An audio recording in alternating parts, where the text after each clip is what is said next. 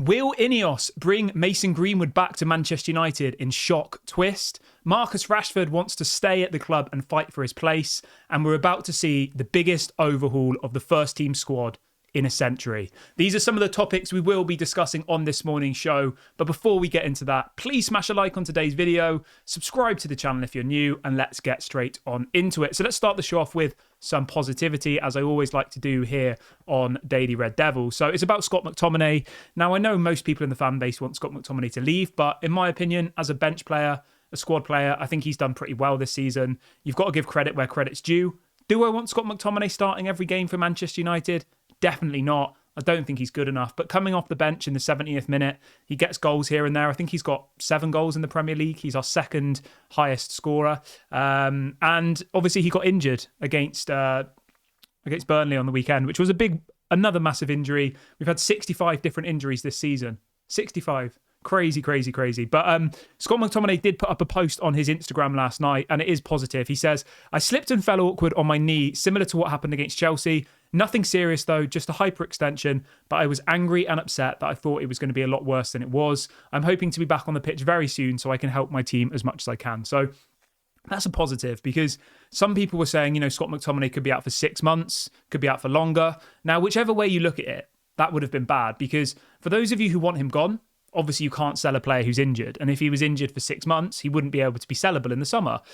And then on the flip side, you still, even if you don't like a player, if you want them to leave, you still want to have as many players in your squad fit and available. So this is positive and I'm happy about it. And obviously I wish Scott McTominay a speedy recovery. Right. Let's move over to Marcus Rashford then. So obviously there's so many news stories coming out about Rashford at the moment, isn't there? There was a story yesterday that Manchester United would listen to offers for any player in the squad apart from Højlund, Garnacho and Kobe Mainoo, who are apparently deemed unsellable.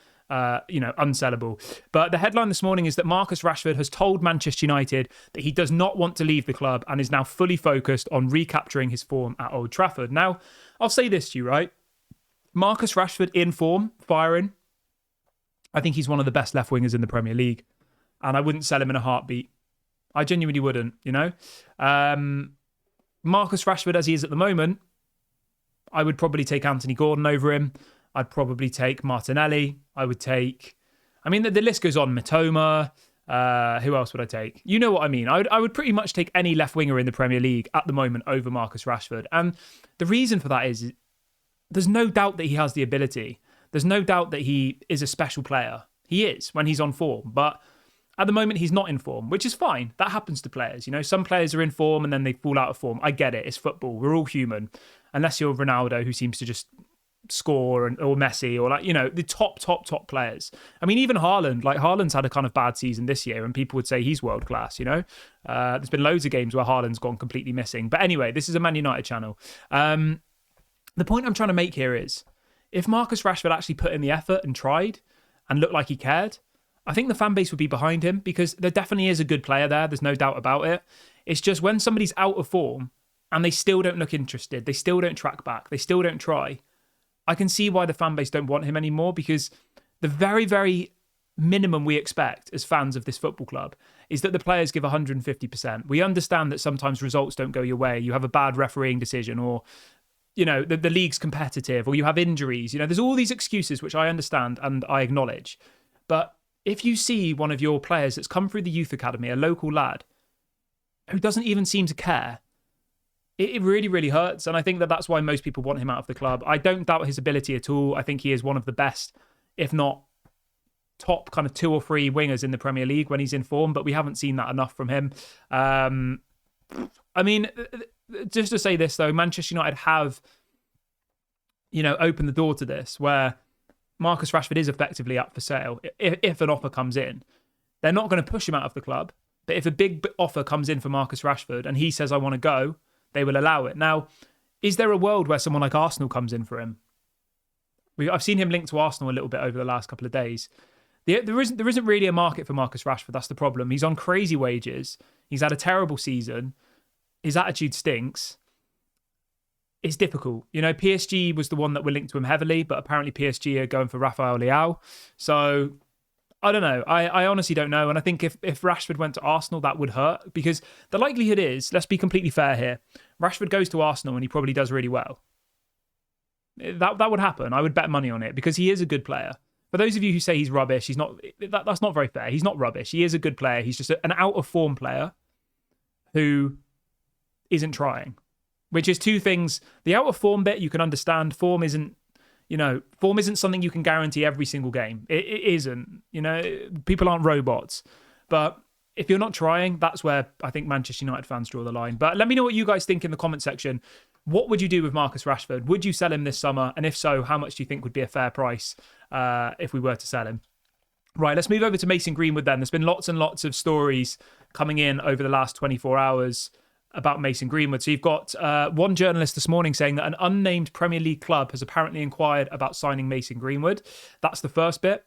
The second bit is saying that apparently Juventus are looking at putting in an offer for Mason Greenwood for around £20 million. And then you've got a very reliable journalist, Paul Hurst, who reports for The Times. He's the Manchester United correspondent here at The Times in the UK. He's reporting this morning that Manchester United are hopeful to cash in on Mason Greenwood this summer, but have not ruled out the possibility of him returning to Old Trafford if they do not receive a reasonable offer. So that's really, really interesting that INEOS effectively, unless they get the money that they want, which we believe to be at least 40 million, I don't think they'll get 40 million. Is Mason Greenwood worth 40 million? Does he have that ability? Yes. But in the current market, the European clubs are going to really struggle to get that type of money together. As I said, it looks like Juventus are going to submit a bid of around 20 million, which I think most people in this fan base would be absolutely furious about. And Man United want reportedly 40 million. So the headline is, unless INEOS get the money they want, which is around 40 million, Manchester United haven't ruled out him coming back to the club because effectively, they know that there's a quality player there. They know that he'll improve the team. Obviously, there's, let's say, this cloud over his head. Let's call it. Let's just keep it like that. We'll wait and see what happens. But you guys, let me know what you think in the comment section. Do you think Mason Greenwood will come back to Manchester United? And do you want him to come back to Manchester United? Okay, so we've talked about Rashford. We've talked about Greenwood. Quick bit about the manager. We've had a bit of confirmation that apparently INEOS are going to wait until after the FA Cup final to decide what they want to do with Erik ten Hag. I think that's the correct decision. There's no point sacking him now. I don't think that would benefit anybody. And off the back of that, more stories that apparently Ajax are really keen on bringing him back to the club this summer. But apparently Erik ten Hag is reluctant to walk away from Manchester United. And it says even if ten Hag loses his job, there is acknowledgement that the coach may prefer to seek an opportunity at one of Europe's stronger leagues than a return to Holland. So although the interest from Ajax is very strong, they need a new manager. He's their number one target. I think Graham Potter's their second target. Erik ten Hag effectively wants to stay at Manchester United. He wants to fight for what he knows he can bring to this club. But if he doesn't, succeed, he wants to go to another top European league. So I don't know what will happen here, to be honest. I really, really don't. Like, the thought of Thomas Tuchel, as I've said to you guys before, makes me feel a little bit sick. He doesn't develop youth. He falls out with the owners. He's got a bit of a cold personality, I think. I just don't really find him that relatable. Or, he's not like a Jurgen Klopp or a Pep who's quite animated, and I don't know. I just feel like he's a bit negative and a bit salty and a bit, I'm just not excited about him for various reasons. Footballing obviously being the main one, that he doesn't develop youth. You've seen him go to Bayern Munich, and Alphonso Davies and Musiala, like all of these players seem to have had a worse season than they have under other managers. Now, I know that could just happen, but he does have a track record, Thomas Tuchel, of not developing youth and not particularly favouring youth and going with kind of older players, overall. But let me know what you guys think about the whole Ten Hag in, Ten Hag out situation. Would you like to see him stay? Would you like to see him go? I still think we should keep him for one more season, give him a chance with, this new team behind him, the Omar Baradas, the Dan Ashworth, Jason Wilcox. Give him a chance because I think that's fair. That's what everyone deserves, a chance. First season, he got us third place, won us our first trophy in 6 years, I think it was. So you have to give him some respect for that. We've had so many injuries. Yes, I know the style of play isn't what everybody wants, but we are creating more chances now. We just need to start putting them away, and we could actually start blowing some teams away, I think, because even if you look at the stats from the Burnley game, I think we had about 30 shots and we only managed one goal. Like, that's just unfortunate, really, isn't it? That you have 30 shots, you have probably 2 or 3 penalties which should have been given to us. I think our XG was maybe 3 or 4 goals for that game, and we yet only scored 1 goal. So I hope that his luck changes, because I have seen some improvements this season. It's still nowhere near good enough, but some minor improvements are notable, considering how many injuries, the fact that we've had, I think, over 20 different centre-back partnerships this season. You lost, like at the moment, we don't have Luke Shaw, we don't have Varane, we don't have Martinez, we don't have any of our best defenders. Imagine if Arsenal didn't have Saliba, Ben White and Gabriel. They would be probably like 10th, genuinely, if they were missing those three players. So you just have to look at it in perspective to other teams who are doing well this season. Like Van Dijk was injured last year and Liverpool got 6th place. And every pundit said it was fine. It was no problem because Van Dijk was injured. And that means that they're allowed to be 6th without getting criticism. So just remember what's happened over the last years. English press love to slag off Manchester United. They love to say that injuries aren't an excuse when, 10 or more of our first team players are currently injured. But when it's Liverpool and they have one player injured from their starting 11, 6th place is fine. So just remember that. But let me know what you guys think. I'm going to wrap the video up here. I hope everyone has a great day. I'll be back at 6 p.m. today. If you have enjoyed today's video, please consider leaving a like, comment, subscribe. This has been Daily Red Devil. Speak soon.